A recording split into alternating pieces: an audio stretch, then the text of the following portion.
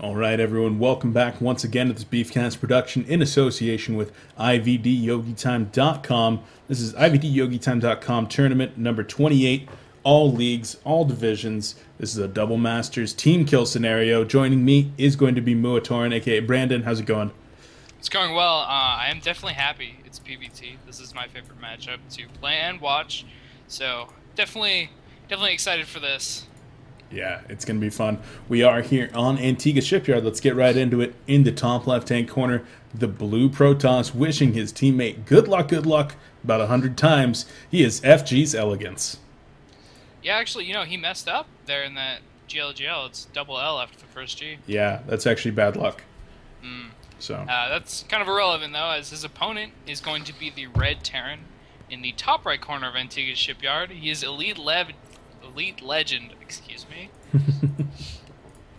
Yeah, and as we mentioned, this is going to be a team kill here in round 2 of the upper bracket. So which one of these guys is going to be going into the lower? We'll figure it out. Is the bad luck of the double L and the GL going to come back and bite Elegance in the ass? We shall see. Worth noting here that we do have a little bit of positional advantage for our Protoss player, being a little bit closer to his opponent's third right here. Very easy to go ahead and harass, easy to get a warp prism over there, even being able to blink stalkers directly over this little gap right here. So the positional advantage going to our Protoss player here. Apparently we both answered. Yeah, just letting the players know that this is not MLG version, so no forced cross positions. There are still gold minerals, not regular minerals there in the middle. So yeah, being a Protoss player yourself, how do you think that our Protoss is going to open right here? Well, personally, I don't like this map for this matchup, so I blink all in every game. Okay. But there are other options, especially when you're in this kind of position. The reason I don't like playing long games on this map is your third is just so easy to hit. But in this case, you can expand your third away from your opponent, and it's not as terribly easy to drop it as usual. So, you can play a long game in this matchup and be okay. Yeah. Was the stream wrong? No, the stream is fine. They're crazy. Okay. All right. I don't care. This is why I didn't want to invite spectators to this game. Yeah. But we do see a 1-Rax fast expand going to be coming down here. You know what? Okay. Never mind. It's delayed. Sorry. I was just looking at the stream. Yeah, nothing crazy from either player, really. Just a 1-Rax expand from Terran, and the Protoss is 1 gas. He should just be going for a 1-gate expand here. He's going to let the Zealot finish. So he wants to be safer. Yeah, and with that SCV going to be making its way across the map, he wants to be able to check for any kind of expansions right now, maybe even get up the ramp here. And with that Zealot walking right by him, the SCV is going to be able to get into the base right now, and he's going to be able to see everything. He sees that there's a Chrono Boost coming out, the Stalker is going to be out momentarily here, and it's going to clean that SCV up in a moment, chase that bad boy down. SCV falls, but he was able to get the read on the single gas, the Stalker, and the Zealot. So he could know exactly what his opponent is up to right now, knowing that the Nexus is not down just yet. 1 bunker already going to come down, being filled with 3 Marines as that command center does finish and starts morphing into an orbital command. But back at home for the Protoss player, the Nexus is starting right now. Yeah, the Protoss here wants to get a little bit of aggression done, just a little bit of pressure before he expanded. So he made an extra Stalker earlier. The problem with that is it's really not going to happen. It's kind of trying to catch your opponent without a bunker. If he doesn't have a bunker, it's like almost game over. He's just so far behind. But with a bunker, you're just playing safely enough so that you're not going to take damage to this. Elegance is okay though. Like, it's only 1 Stalker that he's delayed his Nexus by, so it should be fine here. Yeah, it's worth noting that a little bit of deviation from the standard build here from our Terran player, going double Tech Lab rather than single Tech Lab double Reactor. So he's going to be able to produce double Marauders here and even start double upgrades if he does choose to do that, possibly going for something like Combat Shield, Stim, and Concussive Shells, or maybe even just getting 2 of those at a time, although Stim is the first choice for the time being. Yeah, I don't really see him making double Marauder production here. That's just way too many, but I do think it's going to be double upgrades. Yeah, he's actually already started a Marine on one of his Tech Lab barracks, so two Rax Marauder with 3 Rax used to actually be what everyone did, because Marauders were like way better, or not way better, but you know, people hadn't learned how to deal with them as much. But at this point, it's just better to get more Marines. They're more damage and they're cheaper. Yeah, SCV actually getting back into there and seeing that the Nexus is down, so his opponent is not going to be going for any kind of one-base shenanigans, and this is going to be really the opportunity that our Terran player was looking for to throw down some additional tech infrastructure and really ramp on up his economy and salvage that bunker so that he's going to start making his way across the map right now. Army composition is going to be 4 Marauders and 6 Marines with a few SCVs making their way out as well. Yeah, I don't really know if Protoss is going to be able to hold this as efficiently as he'd like. He will have 1 Immortal and 1 Sentry, which has only 1 Force Field, or he can do Guardian Shield with it. And I actually think a Guardian Shield would be a better choice. We'll have to see here.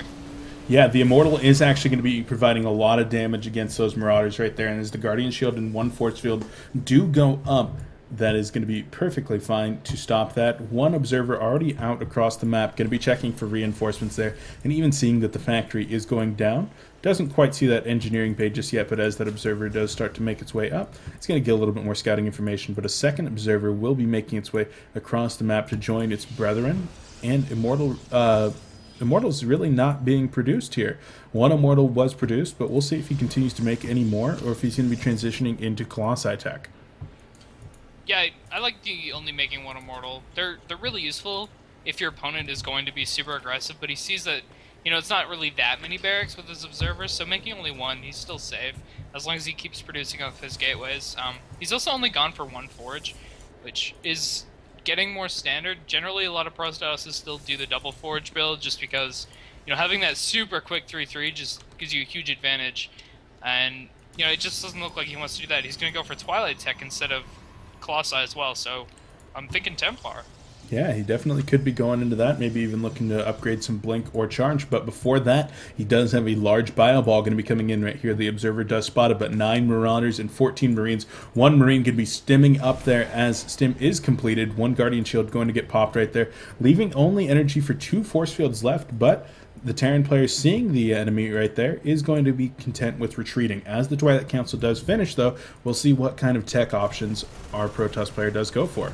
Oh, and I don't want to interrupt you real quick, but there was actually an Observer snipe over here in the natural of our Terran player. So 1 Observer does fall. Very good awareness by our Terran player. Yeah, I actually think if the Terran, or if Terran had seen his opponent use that Guardian Shield, he would have waited a little bit and then attacked, because, I mean, if he knew the Sentry Energy, 1 Force Field in this army can be in a lot of trouble versus, you know, that kind of Bio Ball when you don't have any charge or any AoE. Oh, we actually see double drop in the base right now. Is he just going to go for Elevator here, or is he going to attack sooner? Yeah, he's going to Elevator everything. Yeah, our Protoss actually doesn't see this. His army's going to be completely caught out, and there's going to be a little bit of high ground advantage as the units do start to make their way up here, and our Protoss player still not reacting to this. Finally going to react, but the Cybernetic Square immediately going to fall. The Forge that's working on +2 weapons falling as well, and even going to be starting to work on those Zealots. But feedbacks come back on the Medivacs here, folks. Both of these Medivacs are going to be completely out of energy as an Archon does start warping in, but the Bio Ball going to be putting down so much pressure. The Zealots do make contact here, but this drop is doing so much damage right now. The Medivac's going to try to continue to heal up as much as possible, but the Terran player going to lift up and get his units out of there, doing a ton of damage. Yeah, I honestly thought the game was about to end there for a second when I saw the Zealots get stuck behind the entire army. After losing your Forge, and I think it was his Cybernetics core, so yeah, that looked really, really bad, but you know, the Terran didn't micro quite as much as he usually would, so maybe he was just macroing at that point, and his army wasn't as cost efficient as it could have been. So yeah, he actually did a really good job of targeting down 3 Templars that were warping in there. There were 3 Templars warping in, and 2 of them got killed as soon as they came up. So that was a beautiful job, and keeping his money low at home, continuing to macro behind this. The 3rd orbital command is going down. Here we go again. 4 Medivacs coming into the base, all of them fully loaded, except for 1, sorry. That's the one that's almost dead, so... And again, you know, they all get out of the Medivac before the Protoss even knows about this, so he's going to take more damage. Yeah, he's going to be able to come in here and snipe a couple of pylons, but the Protoss player is aware that this is there this time, and he's even going to be taking out Storm right here, and the Templar Archives does fall. That is a huge blow right now, microing those Bio Ball units back once again and going to load up It looks like one of the medevacs might fall there, but oh man, that is so unfortunate that Archon just a little bit too slow. And our Terran player is actually taking a commanding lead right here. Yeah, the supply might not show it so much. You know, it is 120 to 117. And Protoss actually has a bank. The problem is he can't spend it. He's lost gateways, he's lost tech, and now he has to rebuild that tech before he can spend that money. It's rough. The one saving grace here is that the Nexus at the third is down, and I don't believe that our Terran player... Now, Terran does not know about this just yet, but it looks like there could be another Doom drop setting up right here. Scan goes down as it looks like the Observer does, in fact, fall, and Ghost production going to be started here very soon as the Mobius reactor is a little over halfway done. Yeah, these ghosts are actually a little late, considering when he saw the Templar, but it ended up being okay because he did do a lot of damage, so... You know, he shouldn't... I mean, obviously, he's in a good position, but if that Templar Archive hadn't died, he might have actually been in kind of a dicey situation if a lot of Templar had been warped in, and they had a lot of energy and Storm, but, you know, he killed Storm, so it didn't really matter. One drop down here at the south side of the map and making its way over to the third. Yeah, it's definitely going to be making its way over there, and nothing spotting that drop just yet, so we'll check back in on that in about another 20 seconds. But right now, our Protoss player going up to that Colossi tech, operating off of Double Forge right now, going to be working on level 2 armor and weapons, but he's still only working off of 6 gateways. Is that a little bit too low? Yeah, his third base is done. He should be on at least 8 right now. A lot of the time, when you get your third base up, you can go up to 10 gateways. One of the reasons it's probably so low, though, is because he has been losing a lot of tech and production.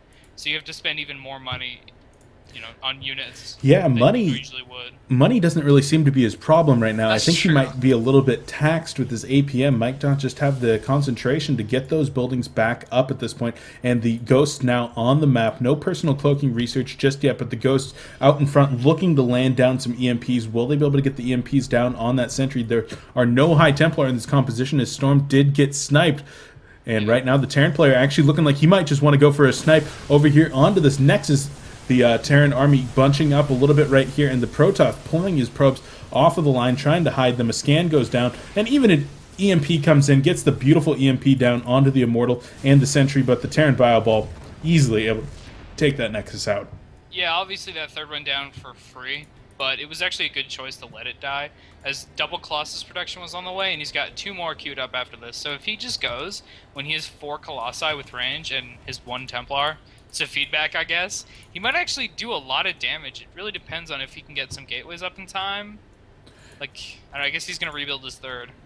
Yeah, like you said, it was a very wise decision there. He knew that he wasn't going to be able to fight that. He knew that taking the economic hit was better than just ending the game right there, because losing your army in that position would have ended the game. He was instead just going to try to fall back, wait for that 3-3 upgrades, wait for double Colossi production with a few Archons, and maybe even getting Charge here. Yeah, Charge is already completed. And so he wants to be able to get up to this Death Ball status, really take out the Terran, and punish him for having a little bit lower tech army, not enough Ghosts in the composition, no Vikings being, well, 1 Viking being produced at a time right now. Actually, a few more Vikings operating off 3 Vikings at a time. Actually, but with those Colossi starting to make their way onto the field right now, a total of 4 Colossi with only 3 Vikings out, this could actually work in our Protoss' favor, and Charizard's going to be making contact with the Bioball right here. Colossi in the back doing a ton of damage, the Vikings nowhere to be seen, and the Bioball actually just going to stand there and take the damage from the Colossi. They're taking so much damage right now, the Medevac's even starting to fall to a couple of these Archons, and it looks like the Bioball is actually going to be disintegrated by this double Colossi production as every one of the Terran units falls. Yep.